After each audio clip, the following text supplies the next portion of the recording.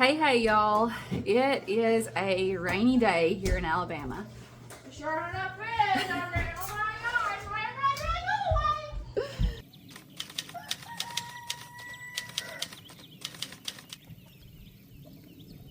I kind of hoped I could go out and start harvesting some goldenrod.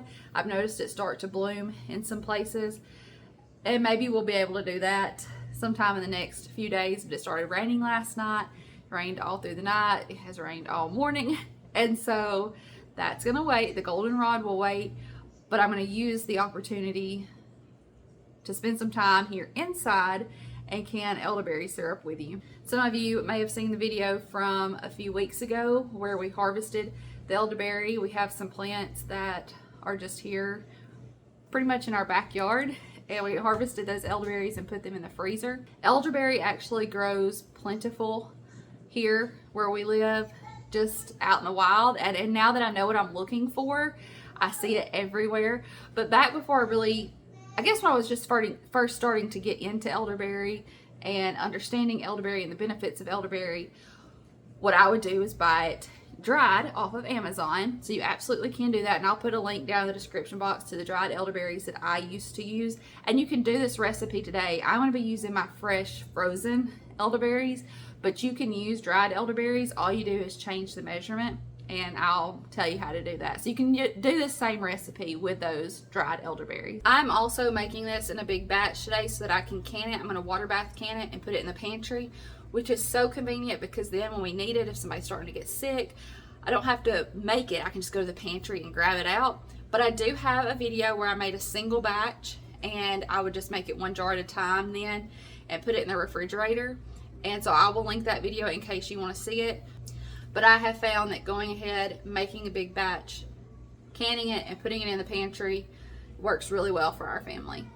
I think what I'm going to do today is either one batch or a batch and a half. I'll type out the recipe for one single batch down in the description box for you, so it's really easy to find.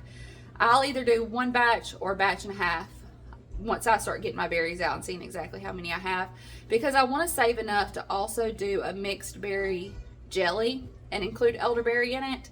So once I start looking at my berries, I'll see. I may do a batch and a half today, but I will put the recipe for a single batch down in the description box for you. That way it's real easy to find. I have 3 bags like this in the freezer full of elderberries, and I am so excited about that. What I did was I cut them off the plant, put them in these bags, and then put them straight in the freezer. So easy. And now they'll come off the stems a lot easier. So I can just kind of shake these around in the bag. Let me grab my bowl.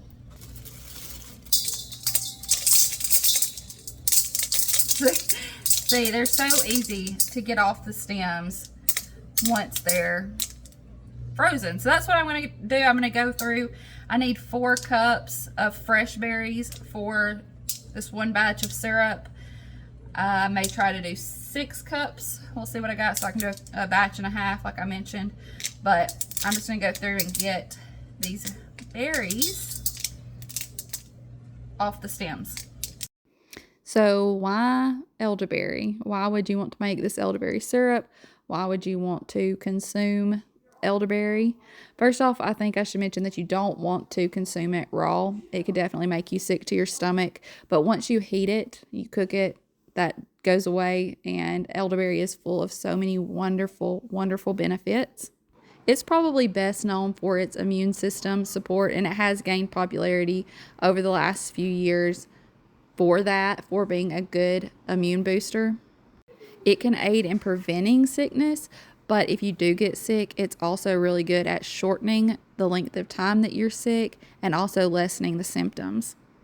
It can help fight against allergies and allergy symptoms. It's anti-inflammatory, which is good for a lot of things. One thing that comes to mind is arthritis, so it could really help with that because of its anti-inflammatory properties. And y'all, that's just to name a few. I highly recommend you doing some research on elderberry and all of its benefits. Let me go ahead and tell you how we use this. So I can it and I store it in the pantry. When we open a jar, we store it in the refrigerator. And adults take a tablespoon a day and the kids take a teaspoon a day as a preventative. Now, if someone gets sick, we do that dose 3 times a day. We also don't take this year round. I think your body needs a break from anything, even the good things. I think we need to take a break from. So we do this daily during the cold and flu seasons and when we need it the most, when allergies really flare. So in the springtime when things start to bloom, and then again in the fall and winter as we move into cold and flu season. And that works really well for us. All right, I've just about got these sorted. You see me looking through them here, pulling out any big pieces of stem. You would drive yourself crazy trying to get out every little piece, but I'm just giving them a good look. And then I'll measure them. And I'm going to start measuring them out.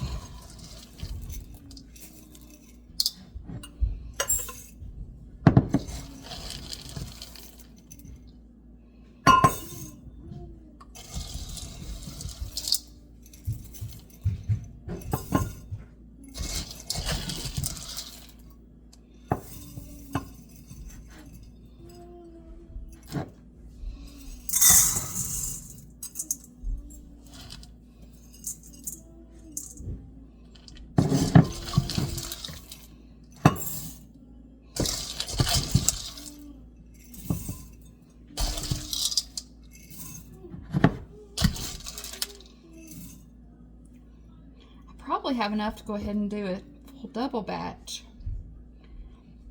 I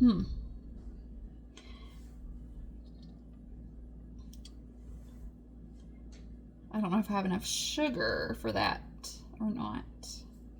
I can put those back in the freezer. We'll do a batch and a half.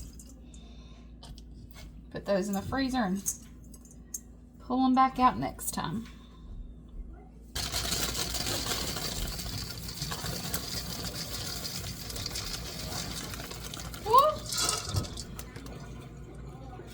Running away. They're running away.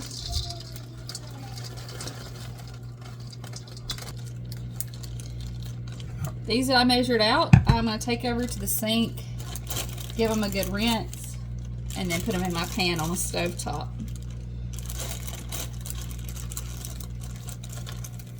These I'll put back in the freezer. And y'all, I still have 2 more big bags in the freezer, so that's really good.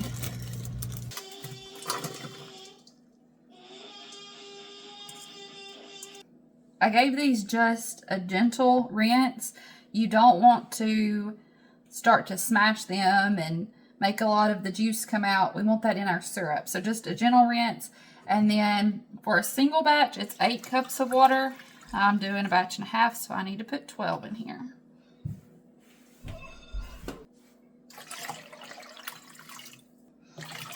And yes, there are still some stems in there. You would drive yourself crazy trying to get all of them out. But I got any of the big ones out. Same thing with green berries. I let these ripen as long as I could before I harvested them. But it kind of becomes this battle of like, if I leave them any longer, they're going to over ripen or the birds are going to start getting them. I got pointy wood. I gave it with. Maybe that's a cave. Maybe that's a cave? Yeah. You think that's a cave? Yeah. I think we're going to need that to measure our sugar. No. No. You're going to help too? Yeah. Okay. I'm going to put those in there. Okay, you can put the sugar in, okay? No. And it's not time yet though. Yeah. Oh, we do have to put some spices in. You want to help with those? Yeah. Alright, so we got our elderberries in our water. Yeah. The spices are optional, but they add a lot of good flavor and have a lot of health benefits of their own. Yeah. Yeah. Yeah, he says. You got that right. You got that right. Now we're going to add our spices. These cinnamon sticks. And I usually do 2 per batch. Whole cloves, and I usually do about 10 or so. Hang on one second, let me count them. I usually do about 10 or so per batch. I put them in my hand. Put them in your hand. Yeah. Here, there's a few more.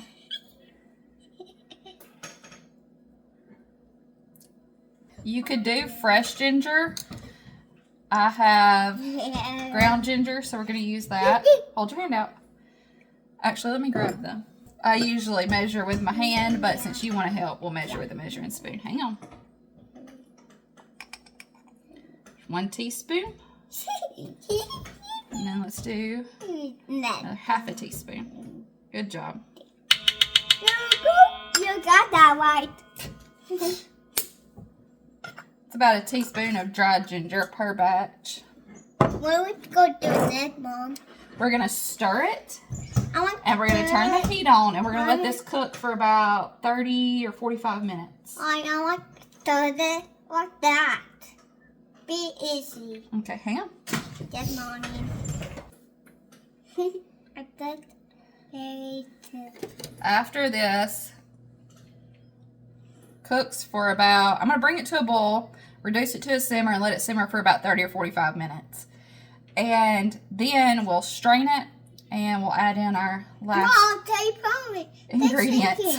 They're sinking. They are sinking. They like that. Look, Mom. Look, sink. Now, I told you I would let you know about dried elderberries. So you would just half the amount. Because they're dried, they've kind of shrunk down and condensed. So instead of using 4 cups of fresh berries per batch, you would use 2 cups of dried berries. Mommy, I'm doing good. You're doing a good job. Now, I was saying those spices, the cinnamon, the ginger, the cloves, those are optional. But they add really good flavor to it. Plus, they have their own health benefits. This syrup is delicious. A lot of the elderberry that you buy over the counter at big box stores, it's not very good. This is delicious. If you follow this recipe, it's delicious. We all enjoy it. The kids don't mind taking it. It's really good. So those spices, while you don't have to use them for the syrup itself to be beneficial because you'll have the good stuff from the elderberry, adding those spices makes it taste really good and adds some extra health benefits.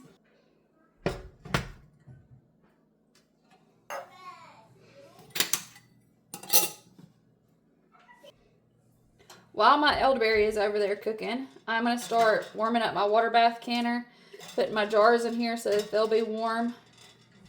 These are clean jars. Now, I washed them before I put them away, but I always wash them before I can in them as well. And you want them to be warm because our elderberry syrup will be hot. So you want your jars to be hot, your canner to be hot. That way you don't shock the glass and break it. You want everything to be the same temperature. I have a video, if you're new to canning, I have a video dedicated to how I water bath can. I'll link that for you. Don't be intimidated by it. I know some people have said, oh, I'm just a little scared to can. Don't be. You keep things nice and clean and you follow a trusted recipe, you'll be fine. Just give it a go. Oh, I fogged you up. I turned this off. It went for probably about 40 minutes. It's a nice, beautiful color. Now we're going to strain it. I've got another helper. We've got our sugar and our lemon juice measured out. Those are the only other ingredients we need to add. And I'm just going to run this through this mesh strainer. If you wanted to run it through cheesecloth, you could. Okay, this is going to be hot, so be patient. I'll let you pour that in, but just be patient.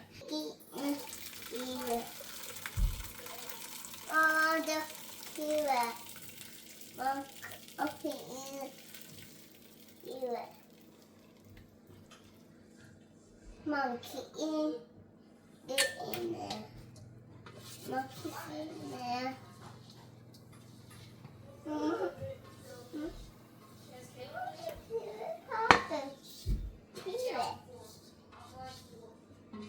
Just giving this a good press to get all the juices out. You want to help? Help. Now, if you were not canning this, you could use like honey. When I would make just single batches, I would use honey. Because we're canning it, it would really, the heat of canning would diminish those good properties of the honey. It's 4 cups of sugar per batch. And I know that can seem like a lot. We're making a lot. But not, it's not as much as if you were making, say, a jelly. This is the recipe that I'm comfortable canning. If you were just making a single batch to put in the refrigerator, you could cut down on the sugar. You could put honey in it instead. But this is what I'm comfortable with for canning. And then it's a 1/4 cup of lemon juice per batch.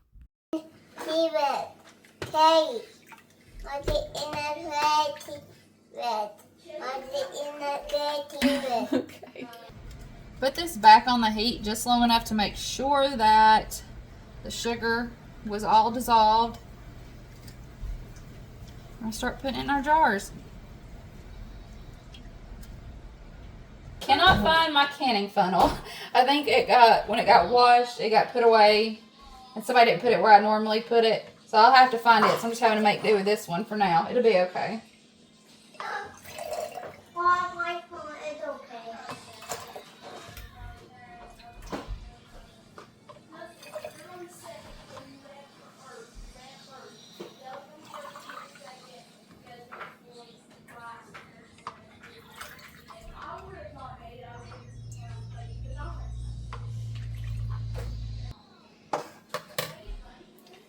Wiping the rim with a little bit of vinegar just to make sure there's nothing sticky there, so that seals well.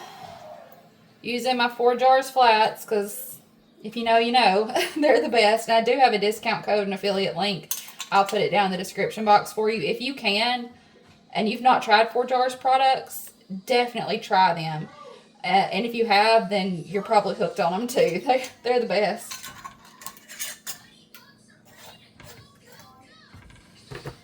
And then into my water bath canner. I'm going to keep filling these up. And then I'm going to process them in the water bath for 10 minutes. Again, if you need any more information about water bath canning, I'll put that video in the description box. But that's what I'm going to do. I'm going to process them for 10 minutes in a water bath. And I'll show you what they look like when we pull them out. Once we open a jar and put it in the refrigerator too, I thought I would mention this. Whether you're just making 1 jar, putting it straight in the fridge, or if you're canning it and then you open a jar and are storing it in the refrigerator, I would say it stays good in the refrigerator for, I don't know, a couple of months. It never lasts that long with us, but it would be good in the refrigerator for a couple of months.